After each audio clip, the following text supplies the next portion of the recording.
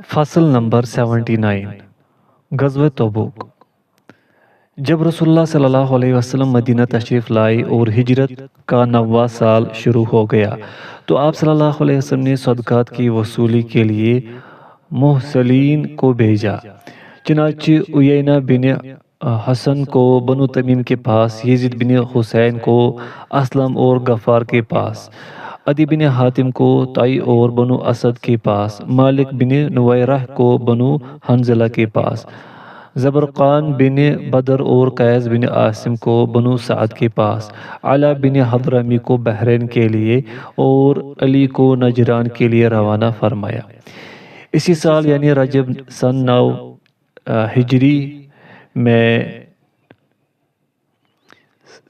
ہجری میں غزوہ تبوک واقع ہوا۔ یہ زمانہ سخت تنگی قحط سالی کا تھا اور آئندہ موسم کا پھل لگ چکا تھا۔ نبی کریم صلی اللہ علیہ وسلم کا دستور تھا کہ جنگ کے موقعوں پر کبھی ظاہر نہ کرتے کہ کدھر کا قصد ہے، لیکن غزوہ تبوک کے موقع پر تنگ حالی اور بد مسافت کے باعث صاف صاف اعلان کر دیا تھا کہ رومیوں سے جنگ درپیش ہے۔ آپ صلی اللہ علیہ وسلم نے جد بن قیس سے فرمایا کہ اے جد، کیا اس سال رومیوں سے نبرد آزمائی کے لیے چلو گے؟ اس نے ہیلہ سازی کی، یا رسول اللہ صلی اللہ علیہ وسلم یا رسول اللہ، کیا آپ مجھے آزمائش سے معاف نہ رکھیں گے؟ سب لوگ جانتے ہیں کہ مجھے عورتوں سے نہایت رغبت ہے، میں ڈرتا ہوں کہ روی عورتوں کو دیکھ کر بے اختیار نہ ہو جاؤں۔ آپ نے منہ پھیر لیا اور فرمایا خیر نہ جاؤ۔ اس پر یہ آیت کریمہ نازل ہوئی، وَمِنْهُمْ مَنْ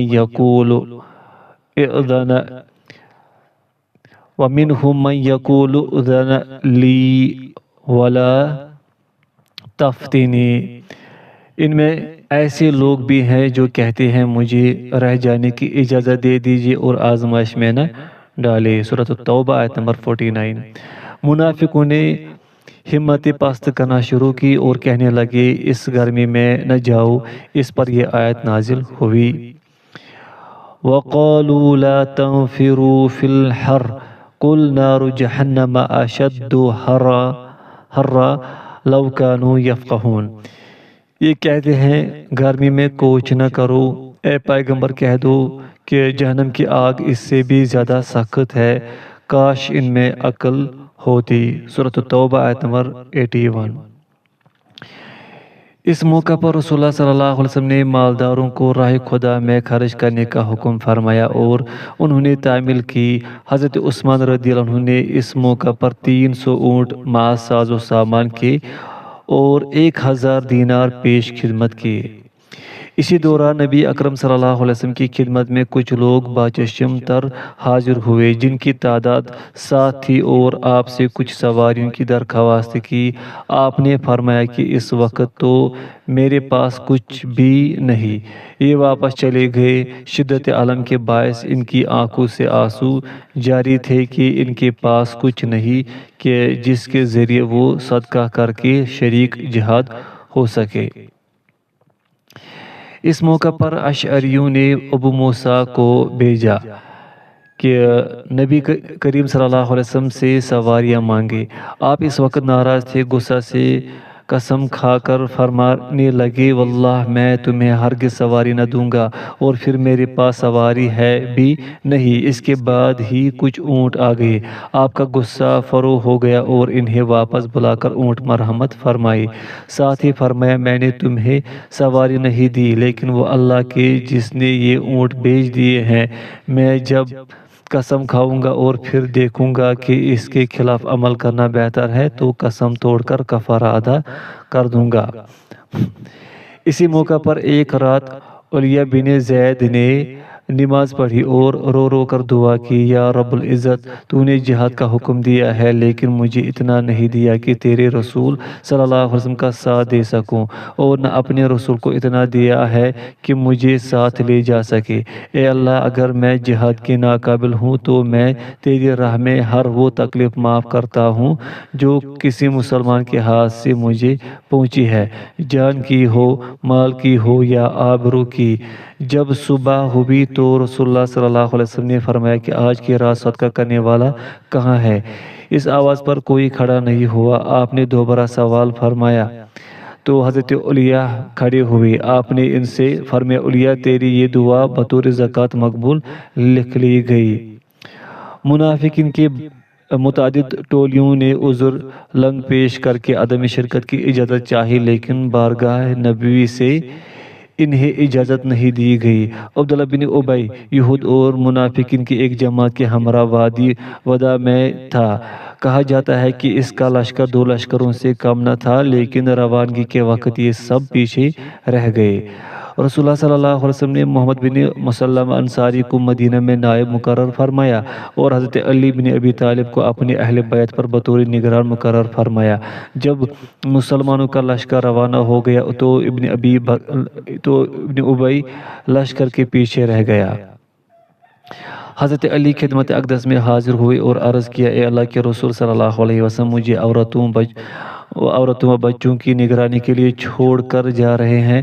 تو آپ نے فرمایا کہ میرا تمہارا وہی تعلق ہے جو موسیٰ علیہ السلام کے ساتھ ہارون علیہ السلام کا تھا، مگر خبردار، میرے بعد کوئی نبی نہیں ہوگا۔ اس غزوہ میں کچھ مسلمان بھی پیچھے رہ گئے، لیکن ان کے ایمان اور عزم جہاد میں شک یا تذبذب کی وجہ سے نہ تھا۔ ان میں کعب بن مالک، ہلال بن امیہ، مرارہ بن ربیع، ابو خیثمہ، ابو ذر غفاری تھے، لیکن حضرت ابو ذر اور ابو خیثمہ بعد میں جا ملے تھے۔ اس غزوہ میں نبی کریم صلی اللہ علیہ وسلم کے ہمراہ 30,000 فوج تھی، جس میں 10,000 سوار تھے۔ آپ تبوک میں 20 دن یہاں اقامت پذیر رہے اور نماز قصر کر کے ادا کرتے رہے۔ اس وقت ہرقل حمص میں تھا۔ حضرت ابو خیثمہ کی جہاد میں شرکت کا واقعہ یوں ہے کہ جب نبی کریم صلی اللہ علیہ وسلم کو مدینہ سے رخصت ہوئے چند دن گزرے تھے کہ ابو خیثمہ اپنے گھر گئے۔ اس وقت شدید گرمی پڑ رہی تھی۔ انہوں نے دیکھا کہ ان کی دونوں بیویاں اپنے خیموں میں پانی چھڑک رہی ہیں اور پانی بھی خوب ٹھنڈا کر لیا ہے اور کھانا بھی اچھی طرح تیار کر لیا ہے۔ خیمہ میں داخل ہوتے ہی یہ سب چیزیں دیکھ لی۔ پھر دل ہی میں کہنے لگے کہ رسول اللہ صلی اللہ علیہ وسلم دھوپ اور گرمی اور آندھی میں رہے اور ابو خیثمہ ٹھنڈی چھاؤں، لذیذ کھانے اور خوبصورت عورتوں میں عیش کرے۔ یہ تو بڑی زیادتی اور ناانصافی ہے۔ پھر گویا ہوئے، خدا کی قسم، میں تم میں سے کسی کے خیمہ میں داخل نہ ہوں گا اور حضور اکرم صلی اللہ علیہ وسلم سے جا ملوں گا۔ پھر انہوں نے سفر کی تیاری شروع کر دی اور روانہ ہو گئے، حتیٰ کہ تبوک میں آپ صلی اللہ علیہ وسلم سے جا ملے۔ راستے میں حضرت ابو خیثمہ کی حضرت عمیر بن وہب سے ملاقات ہوئی۔ وہ بھی رسول اللہ صلی اللہ علیہ وسلم کی تلاش میں تھے۔ یہ دونوں رفیق سفر ہو گئے اور جب تبوک سے قریب پہنچے تو ابو خیثمہ نے عمیر بن وہب سے کہا کہ مجھ سے تخلف کی بڑی غلطی ہو گئی ہے، اس لیے نبی کریم صلی اللہ علیہ وسلم کی خدمت میں حاضر ہو جانے تک مجھ سے الگ نہ ہونا، ایسا نہ ہو کہ راستہ بھول جاؤں۔ جب یہ دونوں تبوک میں نبی صلی اللہ علیہ وسلم کی منزل کے قریب پہنچے تو لوگ کہنے لگے، دیکھنا، کوئی بھٹکا ہوا سوار آ رہا ہے۔ تو رسول اللہ صلی اللہ علیہ وسلم نے فرمایا، ابو خیثمہ ہوگا۔ عرض کیا گیا، یا رسول اللہ صلی اللہ علیہ وسلم، اللہ کی قسم، یہ تو ابو خیثمہ ہی ہے۔ سواری سے اتر کر خدمت اقدس میں حاضر ہو کر سلام کیا اور سارا ماجرا سنایا۔ تو رسول اللہ صلی اللہ علیہ وسلم نے سن کر فرمایا، اچھا کیا، اور ان کے لیے دعائے خیر فرمائی۔ نبی کریم صلی اللہ علیہ وسلم جب سمود کے علاقے حجر سے گزرے تو فرمایا کہ یہاں سے پانی نہ پیو اور نہ اس سے وضو کرو، اور تم نے جو اس سے آٹا گوندھ لیا ہے وہ اونٹوں کو کھلا دو، اور تم میں سے کوئی بھی اپنے رفیق کو ہمراہ لیے بغیر باہر نہ نکلے۔ لہٰذا بنی ساعدہ کے 2 آدمیوں کے سوا تمام لوگوں نے ایسا ہی کیا۔ یہ دونوں تنہا نکلے، ایک اپنی کسی ضرورت کے باعث اور دوسرا اپنی اونٹ کی تلاش میں جو اپنی ضرورت سے نکلا تھا۔ اس نے خودکشی کی کوشش کی اور جو اپنی اونٹ کی تلاش میں نکلا تھا اسے ہوا نے اڑا کر بنی طے کے ایک پہاڑ پر ڈال دیا۔ جب رسول اللہ صلی اللہ علیہ وسلم کو اس کی اطلاع دی گئی تو آپ نے فرمایا کیا میں نے تم کو اس سے منع نہیں کیا تھا؟ پھر آپ نے اسے بلوایا جس نے خودکشی کی کوشش کی تھی تو وہ بالکل شفا یاب ہو گیا اور دوسرے کو قبیلہ طے نے آپ کی خدمت میں مدینہ واپس تشریف لانے کے بعد پیش کیا۔ امام زہری کا بیان ہے کہ نبی کریم صلی اللہ علیہ وسلم جب مقام ہجر میں پہنچے تو آپ نے چہرے کو کپڑے سے ڈھانپ لیا اور سواری کو تیز کر لیا اور فرمایا کہ ظالموں کے گھروں میں صرف روتے ہوئے داخل ہوا کرو کیونکہ ڈر ہے کہ جو عذاب انہیں لاحق ہوا۔ صحیحین میں مروی ہے کہ آپ صلی اللہ علیہ وسلم نے پانی کو بہا دینے کا حکم فرمایا اور یہ ہدایت فرمائی کہ لوگ اس کنویں سے پانی لے جس پر حضرت صالح علیہ السلام کی اونٹنی جاتی تھی۔ ابن اسحاق فرماتے ہیں کہ صبح ہوئی تو لوگوں کے پاس پانی نہ تھا۔ انہوں نے نبی کریم صلی اللہ علیہ وسلم کے پاس حاضر ہو کر شکایت کی، چنانچہ آپ صلی اللہ علیہ وسلم نے دعا فرمائی تو اللہ تعالیٰ نے ابر بھیجا اور اس قدر بارش ہوئی کہ لوگ سیراب ہو گئے اور حسب ضرورت پانی جمع بھی ہو گیا۔ پھر آپ صلی اللہ علیہ وسلم نے کوشش کرنے کا فرمان صادر فرمایا اور کچھ لوگ آگے بڑھے۔ جب کوئی شخص پیچھے رہ جاتا تو لوگ کہتے کہ فلاں شخص رہ گیا۔ آپ فرماتے کہ چھوڑ دو، اگر اس میں کوئی خیر ہوگا تو اللہ تعالیٰ اسے تمہارے ساتھ ملا دے گا اور اگر ایسا نہ ہوا تو پھر تم اس سے آرام پا گئے۔ جب حضرت ابو ذر غفاری کو اونٹنی سے شکایت ہوئی تو انہوں نے سامان اتار کر اپنی پیٹھ پر لاد لیا اور پیادہ پا نبی اقدس صلی اللہ علیہ وسلم کے نقش پا پر چل پڑے۔ نبی اکرم صلی اللہ علیہ وسلم ایک منزل پر اترے تھے کہ کسی شخص نے عرض خدمت کیا، یا رسول اللہ صلی اللہ علیہ وسلم کوئی آدمی راستہ پر تنہا چلا آ رہا ہے۔ رسول اللہ صلی اللہ علیہ وسلم نے فرمایا وہ ابو ذر ہوں گے۔ جب لوگوں نے غور سے دیکھا تو پہچان لیا اور عرض کیا یا رسول اللہ یہ تو واقعی ابو ذر ہی ہے۔ آپ نے فرمایا اللہ تعالیٰ ابو ذر پر رحم فرمائے، تنہا چلتا ہے، تنہا مرے گا اور تنہا ہی اٹھے گا۔ صحیح ابن حبان میں مذکور ہے کہ جب حضرت ابو ذر رضی اللہ عنہ کی وفات کا وقت آیا تو ان کی اہلیہ رونے لگی۔ وہ کہنے لگے کیوں روتی ہو؟ انہوں نے جواب دیا کہ کس طرح آنسو نہ بہاؤں جبکہ آپ ایک ویرانے میں فوت ہو رہے ہیں اور میرے پاس اتنا کپڑا بھی نہیں جو آپ کے کفن کے لیے کافی ہو سکے اور آپ کو دفن کرنے کی میرے اندر ہمت بھی نہیں اور نہ کوئی تعاون کرنے والا ہے۔ تو انہوں نے جواب دیا کہ خوش ہو جاؤ اور رو نہیں، کیونکہ میں نے رسول اللہ صلی اللہ علیہ وسلم کو مسلمانوں کی ایک جماعت کو جس میں بھی شامل تھا فرماتے سنا کہ تم میں سے ایک آدمی ویرانے میں فوت ہوگا اور مسلمانوں کی ایک جماعت اس کے جنازے میں شریک ہوگی۔ اب ان میں سے کوئی زندہ باقی نہیں رہا اور تمام کے تمام فوت ہو چکے ہیں، اس لیے وہ تنہا فوت ہونے والا میں ہی ہوں۔ اللہ کی قسم میں نے یہ غلط کہا اور نہ تکذیب کی، اس لیے راستہ کی طرف دیکھو۔ ان کی اہلیہ نے عرض کیا کہ حجاج کرام جا چکے ہیں، راستے خالی ہو چکے ہیں، اب کون یہاں ہوگا؟ انہوں نے کہا جاؤ اور جا کر دیکھو۔ اہلیہ فرماتی ہیں کہ میں ٹیلے کی جانب جا کر دیکھتی اور پھر واپس آ کر تیمہ داری کرتی۔ میں اور وہ اس حالت میں تھے کہ کچھ لوگ سواریوں پر نظر آئے۔ میں نے ان کی طرف اشارہ کیا، وہ تیزی سے میری طرف آئے اور قریب آ کر کھڑے ہو گئے اور کہنے لگے اے اللہ کی بندی کیا معاملہ ہے؟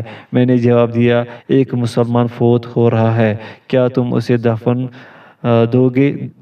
انہوں نے پوچھا وہ کون ہے؟ میں نے جواب دیا رسول اللہ صلی اللہ علیہ وسلم کے صحابی حضرت ابو ذر غفاری ہیں۔ کہنے لگے رسول اللہ صلی اللہ علیہ وسلم کے دوست اور ساتھی میں نے کہا ہاں وہی ہے۔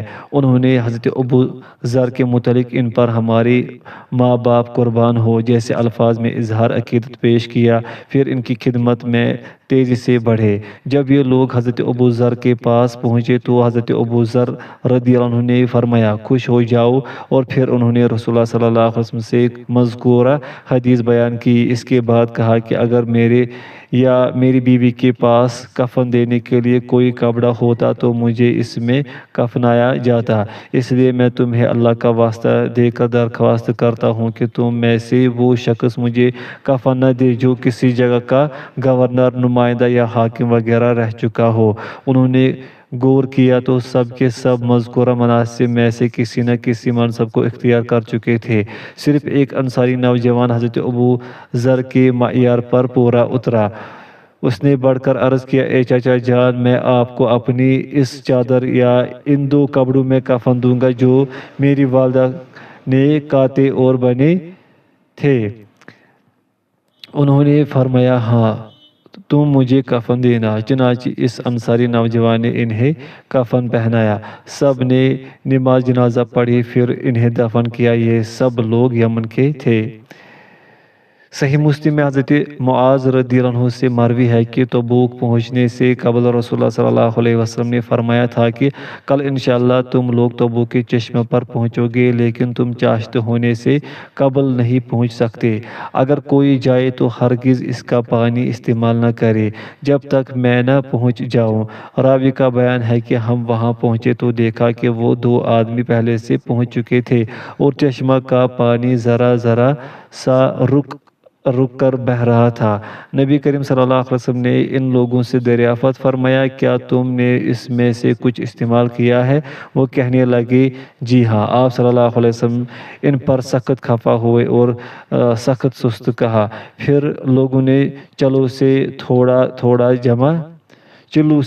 تھوڑا پانی جمع کیا، جس سے رسول اللہ صلی اللہ علیہ وسلم نے اپنا چہرہ اور ہاتھ دھوئے اور اس استعمال شدہ پانی کو دوبارہ اس چشمے میں ڈال دیا۔ اچانک کثرت سے پانی کا فوارہ ابلنے لگا اور لوگوں نے خوب پانی پیا۔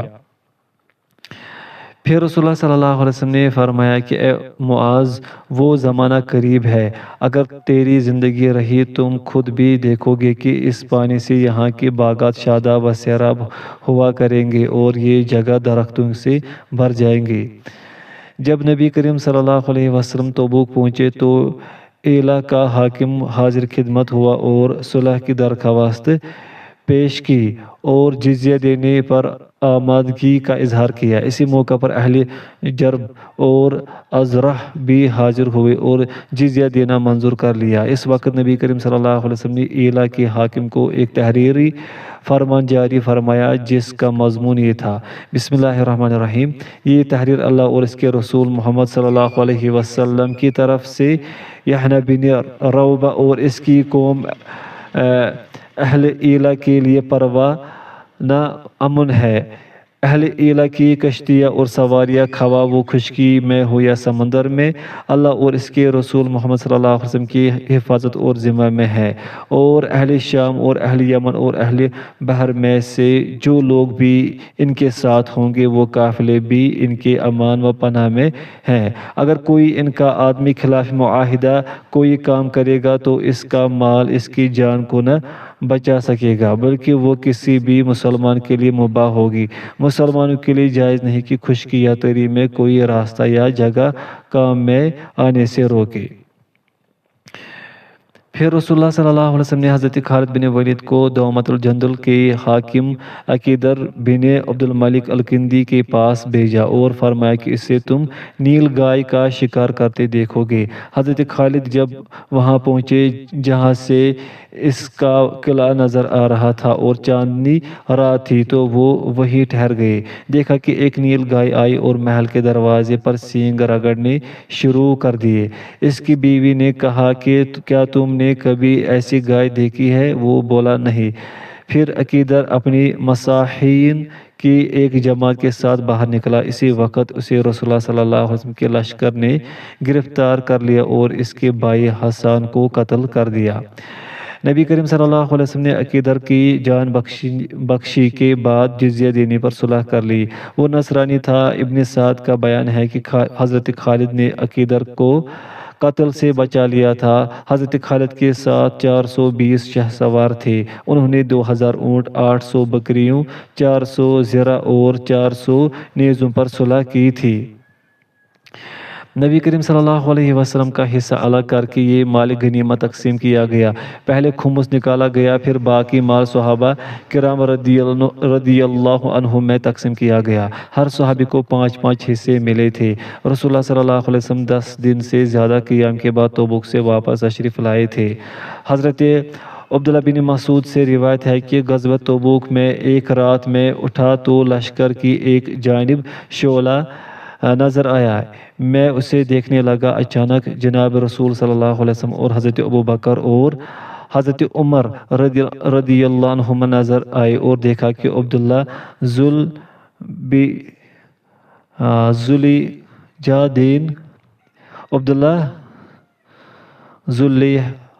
ذوالحیدین یہاں پر کچھ مسپرنٹ ہے، عبداللہ ذوالبجادین فوت ہو گئے ہیں اور ان کے لیے قبر کھودی گئی ہے۔ جناب رسول اللہ صلی اللہ علیہ وسلم قبر میں کھڑے ہیں اور حضرت ابوبکر و عمر رضی اللہ عنہم میت کو قبر میں اتار رہے ہیں اور آپ فرما رہے ہیں کہ اپنے بھائی کو میرے قریب کر دو۔ ان دونوں حضرات نے انہیں قریب کر دیا۔ آپ صلی اللہ علیہ وسلم نے فرمایا، اے اللہ میں اس سے راضی ہوں، تو بھی اس سے راضی ہو جا۔ حضرت عبداللہ بن مسعود راوی حدیث فرماتے ہیں کہ کاش وہ صاحب قبر میں ہی ہوتا۔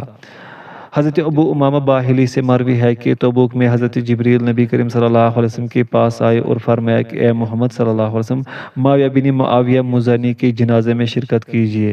یہ سن کر نبی کریم صلی اللہ علیہ وسلم نکلے اور حضرت جبریل 70,000 فرشتوں کے ساتھ اترے اور اپنا دایاں پیر پہاڑوں پر رکھا تو وہ پست ہو گئے اور بایاں پیر زمین پر رکھا تو وہ بھی پست ہو گئی، یہاں تک کہ مکہ و مدینہ کی طرف دیکھ لیا۔ پھر نبی کریم صلی اللہ علیہ وسلم نے حضرت جبریل سے پوچھا کہ معاویہ کو یہ مرتبہ کیسے ملا؟ انہوں نے جواب دیا کہ کھڑے بیٹھے سواری پر اور پیدل ہر حال میں قل هو اللہ احد پڑھنے کی وجہ سے ایسا بلند مرتبہ ملا ہے۔ اس حدیث کو ابن سنہ اور بیہقی نے روایت کیا ہے۔ غزوہ تبوک سے واپسی پر جناب رسول اللہ صلی اللہ علیہ وسلم نے فرمایا، بے شک مدینہ میں کچھ ایسے لوگ بھی ہیں کہ تم جہاں چلے اور جو وادی بھی تم نے طے کی وہ تمہارے ہمراہ تھے۔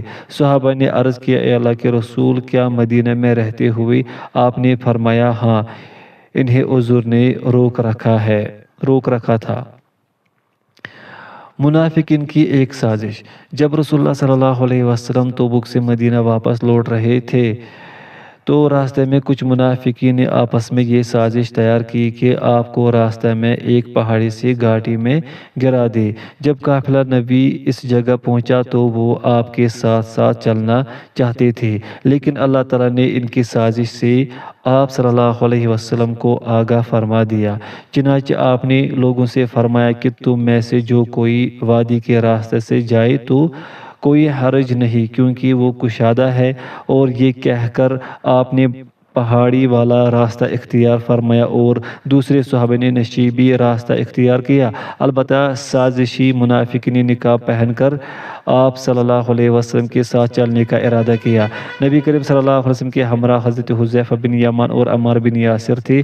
آپ نے حضرت عمار کو اونٹنی کی نکیل پکڑنے کا حکم دیا اور حضرت حذیفہ کو پیچھے سے اونٹنی ہانکنے کے لیے فرمایا۔ یہ لوگ جا رہے تھے کہ ان کے پیچھے سے ایک جماعت کی اچانک حملہ کرنے کی آواز آئی اور اتنے میں انہوں نے آپ کو گھیر لیا تھا۔ اس وقت رسول اللہ صلی اللہ علیہ وسلم نے غصے میں حضرت حذیفہ کو آواز دی کہ انہیں ہٹا دے۔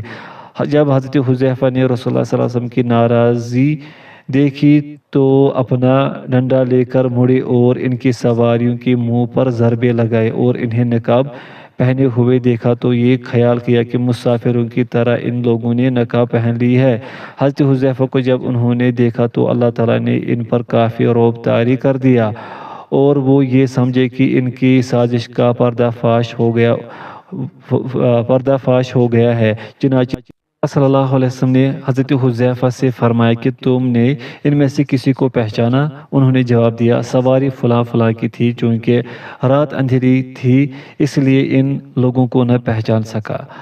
آپ نے پوچھا کہ ان کا مقصد کیا تھا؟ حضرت حذیفہ نے بتایا کہ اللہ اور اس کا رسول ہی زیادہ جانتے ہیں۔ آپ نے فرمایا کہ انہوں نے میرے ساتھ چلنے کی ایک سازش تیار کی تھی، جب میں گھاٹی پر چڑھوں تو وہ مجھے نیچے گرا دے۔ حضرت حذیفہ نے یہ سن کر کہا کہ آپ ان کی گردن کیوں نہیں مار دیتے؟ آپ نے فرمایا کہ میں اسے ناپسند کرتا ہوں کہ لوگ چرچا کریں کہ محمد صلی اللہ علیہ وسلم نے اپنے ساتھیوں پر ہاتھ ڈالنا شروع کر دیا ہے۔ پھر آپ نے ان تمام منافقین کے نام ان دونوں حضرات کو بتا دیے اور فرمایا کہ یہ بات پوشیدہ رکھنا۔ مسجد زرار کی تعمیر۔ نبی کریم صلی اللہ علیہ وسلم غزوہ تبوک تشریف لے جا رہے تھے تو ذی اوان میں اترے۔ یہاں سے مدینہ 1 گھنٹہ کا راستہ ہے۔ اس وقت مسجد زرار کے بنانے والے آپ کی خدمت میں حاضر ہوئے اور آپ تبوک جانے کی تیاریاں کر رہے تھے۔ انہوں نے عرض کیا، یا رسول اللہ صلی اللہ علیہ وسلم، ہم نے بیماروں اور بارش کی رات میں مجبوری کی وجہ سے ایک مسجد تعمیر کی ہے۔ ہم یہ چاہتے ہیں کہ آپ 2 رکعت نماز پڑھ کر اسے بابرکت بنا دے۔ اس وقت آپ نے جواب دیا تھا کہ سفر درپیش ہے، پابرکاب ہو رہا ہوں، عدیم الفرصت ہوں، واپس آؤں گا تو یاد دلانا، انشاءاللہ تمہاری مسجد میں تمہاری خاطر نماز پڑھیں گے۔ لیکن واپسی میں مدینہ پہنچنے سے پہلے وحی الہی نے اس مسجد کی حقیقت کھول دی اور آپ نے مالک بن الد قشم اور معن بن عدی کو بلوایا اور حکم فرمایا کہ جلدی جاؤ اور اس مسجد کو منہدم کر ڈالو اور جلا دو۔ چنانچہ ان حضرات نے حکم کی تعمیل کی اور مسجد والے ادھر ادھر بھاگ گئے۔ اللہ تعالیٰ نے اس موقع پر یہ آیت نازل فرمائی، وَالَّذِينَ اتَّخَذُوا مَسْجِدًا ضِرَارًا وَكُفْرًا وَتَفْرِيقًا بَيْنَ الْمُؤْمِنِينَ، اور جن لوگوں نے ایک مسجد بنائی ضد پر اور کفر پر اور پھوٹ ڈالنے کے لیے مسلمانوں میں۔ سورۃ التوبہ آیت نمبر 107۔ مدینہ میں شاندار استقبال۔ غزوہ تبوک سے رسول اللہ صلی اللہ علیہ وسلم مظفر و منصور واپس ہوئے تھے۔ سفر لمبا تھا، خطرے بے شمار تھے، چنانچہ جب مدینہ منورہ کے قریب پہنچے اور شہر میں خوشخبری پہنچی تو لوگوں میں بے اندازہ مسرت تھی۔ ہر قسم کے مرد، عورتیں، بچے، بوڑھے، سب کے سب استقبال کے لیے باہر نکل آئے۔ مدینہ کی لڑکیوں نے ان اشعار کے ساتھ رسول اللہ صلی اللہ علیہ وسلم کا شاندار استقبال کیا، طلع البدر علینا من ثنیات الوداع وجب الشکر علینا ما دعا للہ داع۔ بدر نے ثنیات الوداع سے ہم پر طلوع کیا، ہمیشہ کے لیے اللہ کا شکر واجب ہو گیا جب تک بلائے کوئی بلانے والا۔ ان اشعار کے بارے میں بعض راویوں کو غلط فہمی ہو گئی ہے۔ ان کی روایت میں ہے کہ یہ شعر اس وقت گائے گئے تھے جب آپ صلی اللہ علیہ وسلم ہجرت کر کے مکہ سے مدینہ پہنچے تھے۔ حالانکہ یہ سری غلطی ہے، کیونکہ مقام ثنیات الوداع ملک شام کی طرف ہے، نہ کہ مکہ سے مدینہ کے راستے پر۔ جب آپ صلی اللہ علیہ وسلم مدینہ سے قریب ہوئے تو فرمایا کہ یہ طیبہ ہے اور یہ احد کا پہاڑ ہے جو کہ ہمیں دوست رکھتا ہے اور ہم اسے دوست رکھتے ہیں۔ داخل ہوتے ہی سب سے پہلے مسجد میں تشریف لائے اور 2 رکعت نماز ادا فرمائی جو کہ آپ کی سنت طیبہ تھی۔ پھر لوگوں سے ملنے جلنے کے لیے بیٹھ گئے۔ جو لوگ اس غزوہ میں ساتھ نہیں گئے تھے آ کر معذرت کرنے اور قسمیں کھانے لگے۔ ان لوگوں کی تعداد 80 کے قریب تھی۔ آپ نے بظاہر سب سے عذر قبول کر لیے اور باطن کا معاملہ علام الغیوب کے حوالہ کر دیا۔ ان حضرات کے متعلق یہ آیت نازل ہوئی، یعتذرون الیکم اذا رجعتم الیہم۔ آپ کی واپسی کے بعد وہ لوگ آپ کے پاس آ کر معذرت کرتے ہیں۔ سورۃ التوبہ آیت نمبر 94۔